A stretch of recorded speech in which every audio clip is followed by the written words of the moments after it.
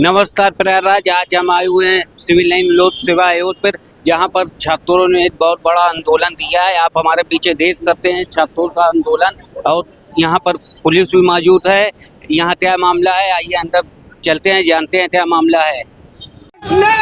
और दिल्ली जैसे महानगरों में जाते हैं तो एक बड़ी उम्मीद से जाते हैं। Doctor B R. अम्बेडकर जब इस देश के पहले राष्ट्रपति डॉक्टर राजेंद्र प्रसाद को भारत का संविधान सौंप रहे थे तो उनकी आंखों में आंसू थे।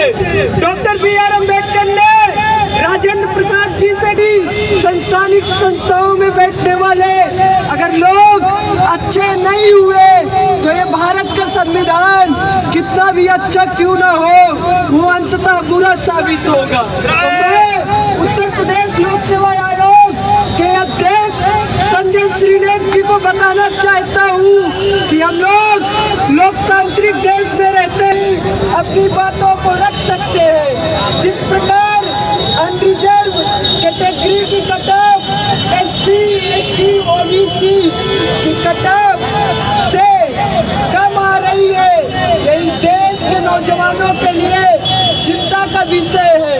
हम कहना चाहते हैं सरकार से और लोक सेवा आयोग के अध्यक्ष संजय श्रीनेत जी से कि आप लोग एक लोकतांत्रिक संस्थानिक संस्थाओं में बैठे हुए हैं और आप सही तरीके से इस देश के छात्रों के साथ न्याय करिए। अगर आप हम लोगों की बात नहीं मानेंगे तो हम लोग गांधीवादी तरीके से पुरजोर आंदोलन करेंगे। इंकलाब जिंदाबाद। हमारे सभी साथियों से मैं निवेदन करूंगा कि जो भी आए, हम लोग UPPSC के छात्र हैं तो UPPSC के मुद्दे पर ज़्यादा बोलें, इधर उधर की बात ना करें। हमारे बीच है एक साथी, इनको भी मौका दे रहे हैं। जय हिंद दोस्तों। और यही बात है, और मैं सीधे तौर पे दो पंक्तियों में आयोग से सवाल पूछता हूँ कि ये दिल बर्बाद करके इसमें क्यों आबाद रहते हो, ये दिल बर्बाद करके इसमें क्यों आबाद रहते हो।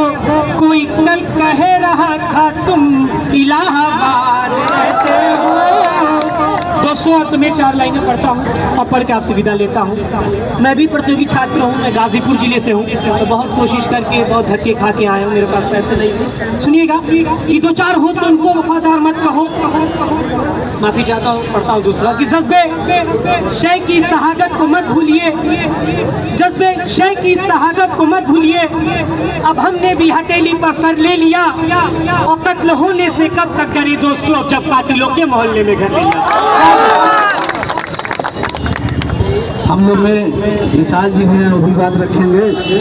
मैं बीच बीच में बोलूँगा कुछ, लेकिन पहले मैं चाहता हूँ कि जो 2-4-10 साथी बोलना चाहते हो अपनी बात रख ले, ये ना हो कि उन्हें समझ नहीं मिले। विशाल जी। साथियों, जैसा कि हम सब लोग जानते हैं कि इतिहास खुद को दोहराता है। इतिहास में भी इस समय एक बार हुआ था कि बैरों को सुनाने के लिए धमाका जरूरी था, और आज एक बार फिर से वही स्थिति बन। क्या नाम है? गुरमेंद्र नाम है मेरा सर। तो ये छात्र आप लोग आंदोलन कर रहे हैं, इसमें सर 3-4 मुद्दे हैं। सबसे पहले है इसका 15 गुना रिजल्ट जारी करना, दूसरा है रिवाइज आंसर की जारी करना, और कैटेगरी वाइज कट-ऑफ जारी करना, जिससे कि हमारी इनकी ट्रांसपेरेंसी मेंटेन हो सके और हमें ये पता चले कि हम किस वजह से बाहर हुए हैं। हमारा और हमारे पार्टनर का सेम मार्क्स था, जबकि मेरे पास में स्पेशल डिग्री थी। पार्टनर हैं हमारे, उनका नाम है विजय। तो हम दोनों का एक सेम मार्क्स था। उनका एग्जीक्यूटिव के लिए क्वालिफाई हो गया, मेरा स्पेशल डिग्री होने के बावजूद भी मैं क्वालिफाई नहीं हुआ। तो उसमें हमारा ये मांग है कि हमारा कट ऑफ और हमारी मार्कशीट जारी की जाए, जिससे कि हमें पता चल सके कि हमारा कितना नंबर है, आप कितना नंबर हटाए हैं, कितना नंबर क्या किए हैं, जिससे मैं बाहर हो गया हूँ। और आप कह रहे हैं कि जैसे आप रिवाइज आंसर की पूरा प्रोसेस पूरी होने के बाद देंगे, तो इसका ये होता है कि सबसे पहले नंबर क्वेश्चन गलत आते हैं और उसके बाद में वही क्वेश्चन रिपीट भी हो जाते हैं। मान लीजिए कि आप पूरा प्रोसेस पूरी होने के बाद हमें कट ऑफ और वो मार्कशीट देंगे और क्वेश्चन आप रिपीट कर दें उससे पहले ही, तो उसमें क्या होगा कि हम वही क्वेश्चन फिर हम वही आंसर फिर टिक करेंगे। हमें तो नहीं पता कि आप क्या मान रहे हैं। जैसे एग्जांपल मान लीजिए कि विटामिन ए का अन्य नाम पूछ लिया जाए तो उसमें मान लीजिए कि एक रेटिनॉल होगा, एक होगा एंटीजेरोप्थेल्मिया विटामिन। अब हम मान रहे हैं किसी एक को, आप मान रहे हैं किसी दूसरे को, लेकिन हमें आप बताएंगे नहीं कि हम ये मांग रहे हैं। तो अगली बार आप अगर वही क्वेश्चन पूछ ले तो हम कैसे सही लगा पाएंगे कि आपका क्या मानना है। तो हमें ये चीज़ जानना है। दूसरी बात ये कह रहे हैं कि स्पेशल अर्हता के लिए पोस्ट हम एक बच्चे को 2 पोस्ट के लिए क्वालिफाई किए हैं। मान लीजिए कि आप किसी भी व्यक्ति को 2 पोस्ट के लिए क्वालिफाई करते हैं और जब लड़के का फाइनल मार्क आता है तो वो दोनों मार्क्स से अबव आता है, तो क्या आप उसको दोनों पोस्ट देंगे? दोनों पोस्ट तो नहीं देंगे, आप एक ही पोस्ट देंगे। तो आप फेयर कंपटीशन कैसे करवा रहे हैं? आप स्पेशल के लिए भी मतलब 15 गुना लीजिए ना। तो इसका जो अलग स्पेशल पोस्ट है, इसके लिए स्पेशल पोस्ट के लिए अलग से 15 गुना आप जारी करिए। ये कोई नई मांग नहीं है। इसमें जो है पहले 2020 में आयोग ऐसा कर चुका है कि उसने रिजल्ट जारी होने के बाद में मार्कशीट किया था। हमारा 2020 के लिए हम सिर्फ चाइल्ड डेवलपमेंट प्रोजेक्ट ऑफिसर के लिए क्वालिफाई हुए थे, ना कि एग्जीक्यूटिव के लिए।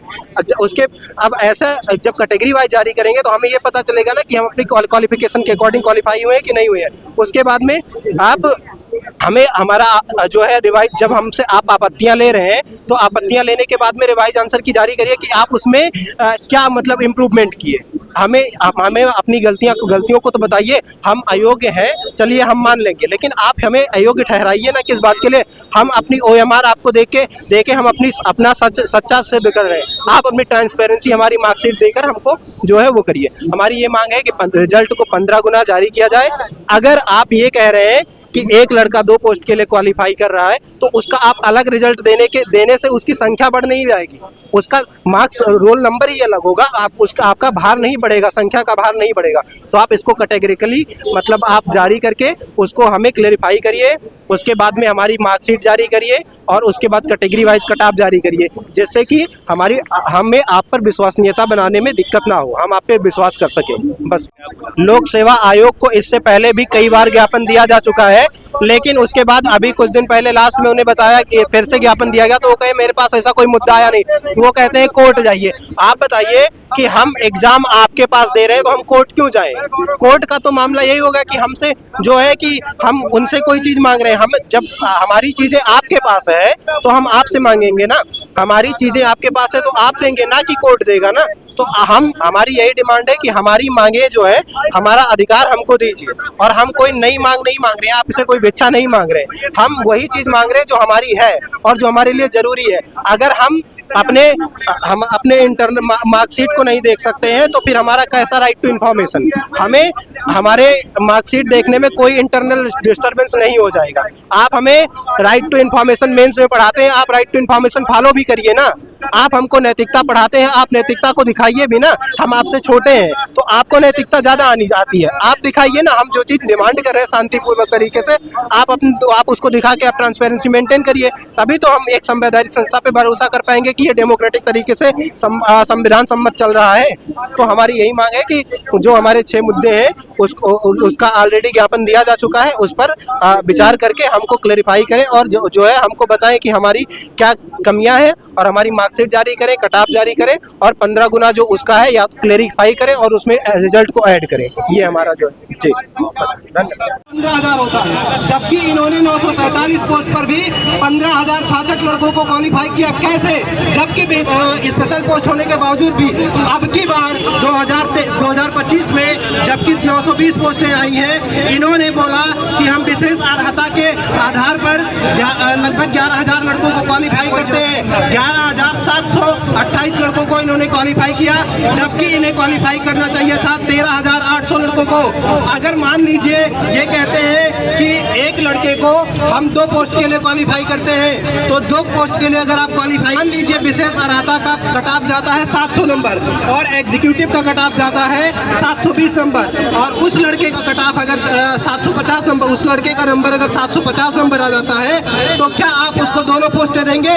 अगर नहीं देंगे तो फिर आप स्पेशल कैटेगरी के लिए अलग से कट ऑफ क्यों नहीं जारी करते? और हम ये कोई नई मांग नहीं कर रहे हैं, इसके लिए 2020 में ही ऑलरेडी एडिशनल रिजल्ट जारी किया गया था CD। अब की बार क्यों नहीं जारी कर सकते हैं? और आप कहते हैं हेलो। कुछ लोग हैं और भी लोग हैं जो साथ देना चाहते हैं, तो मैं क्लियर कर देना चाहता हूँ कि देखिए, हमें किसी से कोई शिकवा नहीं है, कोई गिला नहीं है। सीधी सी बात है, आयोग माइग्रेशन रूल को फॉलो करे, पहली बात। दूसरी चीज़ ट्रांसपेरेंसी में क्या क्या आता है।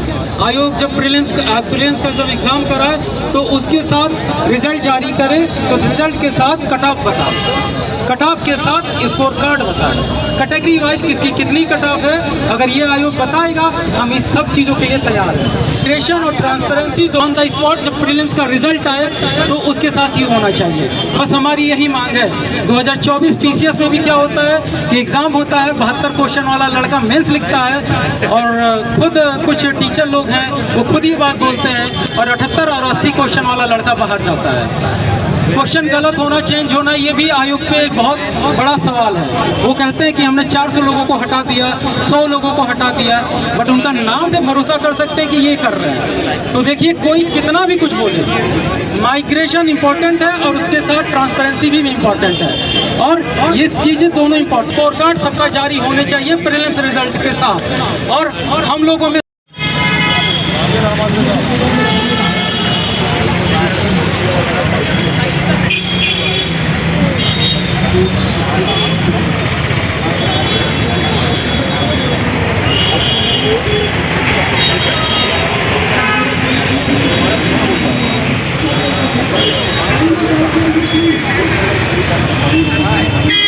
करना चाहते हैं कि आप रहिए, तो हमारी मार्कशीट हमें दे दीजिए। अगर राइट टू इन्फॉर्मेशन के अंतर्गत हमें हमारी मार्कशीट देखने का अधिकार नहीं है, तो फिर किस बात का राइट टू इन्फॉर्मेशन?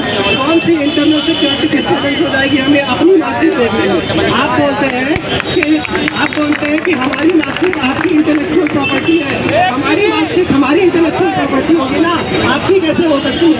उसके बाद में जैसे कि जब हम लोग अपनी सर सलमान यादव, अम्बेडकर नगर। सर आपकी क्या मांग? सर हम लोगों की मांग यह है कि जिस तरीके से जो है भेदभाव किया जा रहा है, कि मतलब प्रोविजनल आंसर की जारी करके उसके बाद फाइनल आंसर की किसी भी एग्जाम के लिए इधर बीच में पिछले 4-5 साल से नहीं जारी किया जा रहा है।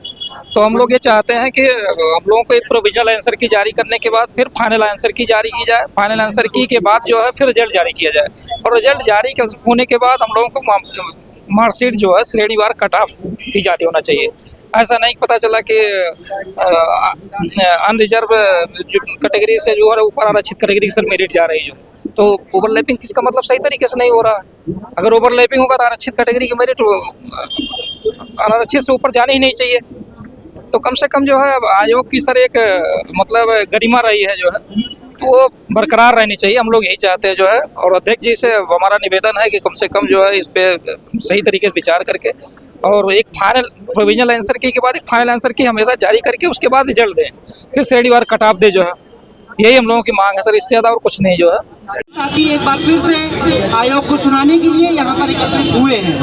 कहते हैं ना, संघर्षों के साए में इतिहास हमारा पलता है, जिस ओर जवानी चलती है उस ओर जमाना चलता है। अब सभी एकत्र होकर ये हम सब के हक की लड़ाई है, नहीं तो ये हमेशा ऐसे ही चलता रहेगा। ऐसा ही चलता रहा है, हम लोग को न्याय नहीं मिला और न मिलेगा, इसलिए हम सबको एक साथ रहना पड़ेगा। धन्यवाद। हम लोगों के बीच में गुरमेंद्र जी हैं, जो यूपीपीएससी का मेन है। हमारे जैसे नहीं है कि सफ़ेद शर्ट पहन के आ गए हों, जेन्युइन छात्र। जय हिंद दोस्तों, मैं आप लोगों से कुछ फैक्ट रखना चाहूँगा जो कि यूपीपीएससी के द्वारा पहले ही दिया जा चुका है। हम आपको अवगत कराना चाहेंगे कि बिना वैकेंसी के परिपेक्ष में 15,066 लड़कों को क्वालिफाई किया था। अगर हम देखें, गौरव गौड़, हम लोग अपने आयोग के सामने अपनी मांगों को लेकर आए हुए हैं। जो पारदर्शिता ये लोग नहीं जारी करते हैं, जो प्रतियोगी छात्र हैं अपनी परीक्षाओं को देते हैं, परीक्षा देने के बाद जो वही उनकी कट ऑफ जारी होती है जो मेरिट में आते हैं। जो मेरिट में नहीं आते उन छात्रों की पारदर्शिता नहीं हो पाती है कि वो कितने अंक से छट रहे हैं। उसी पारदर्शिता को हम लोग लेने के लिए आयोग का घेराव किए हैं। संजय सिन्हा से मिलना चाहते हैं कि इस पारदर्शिता को आप जारी करिए। अगर कोई छात्र छट रहा है तो कितने नंबर से छट रहा है और उसको कितनी मेहनत अगली बार करनी पड़ेगी, इसके लिए हम लोग आयोग का घेराव किए हैं। आप देखेंगे कि हमारे कुछ साथियों को यहाँ पर डिटेन कर लिया गया है। हमारे जो आंदोलन कर रहे हैं कुछ दिन पहले साथियों को डिटेन किया गया था, लेकिन उसके बाद 24 घंटे बाद उनको रिहा किया गया था। लेकिन आज जैसे ही आंदोलन का उनको पता चला, यहाँ पुलिस प्रशासन की संख्या आप देख सकते हैं, आरएएफ पीएससी सब लगी हुई है, हमारे साथियों को आज डिटेन करे। तो इनको मैं बता देना चाहता हूँ कि जाके कह दो बद्जुबान और बेकाबू कप्तानों से, जाके कह दो चौकी चौकी, जाके कह दो थानों से। हम डरते नहीं हथकड़ियों से, लाठी से, इनकी गोली से, हमें आगे बढ़ने वाले इनकलाब की बोली से। हम लोग अपनी मांगों को मनवा के रहेंगे और यहाँ से जीत हासिल कर तभी जाने कार्य करेंगे।